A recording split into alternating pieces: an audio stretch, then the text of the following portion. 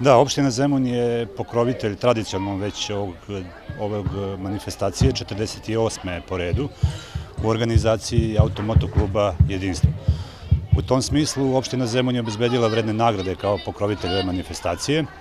Inače, u okviru opštine Zemun, to je ono što je bitno, je obrazovan Savet za bezbednost saobraćaja, imajući u vidu saobraćaj kao delatnost bez koje se ne može zamisliti savremeno društvo, koje po mnogim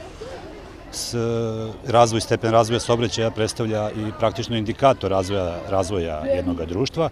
Međutim, saobraćaj kao delatnost je svima poznato i delatnost koja ima i određene štetne posledice, obzirom da se radi o delatnosti koja je sama po sebi, po svojoj prirodi opasna, tako da veliki broj mladih strada u saobraćaju. Samo podatak da u Republici Srbiji godišnje izgubi živote preko 900 ljudi, da je preko 16.000 ljudi teško telesno povređeno. Na svetskom nivou to je neka cifra, neki podatak od 2 miliona ljudi i Vlada Republike Srbije je prepoznala taj problem usvojivši strategiju bezbednosti saobraćaja 2015. do 2020. godine, kao i niz akcionih planova, projekata i programa za sprovođenje tog krovnog dokumenta i u tom smislu je i u gradskoj opštini Zemun obrazovan Savet za bezbednost saobraćaja koji upravo ima za cilj podizanje nivoa i svesti i kulture u saobraćaju, tako da je i ova jedna od tih manifestacija za koje smo mi obezbedili sredstva za promociju, upravo razvoja svesti i kulture, kako bi naravno dali neki svoj minimalan doprinos u ovom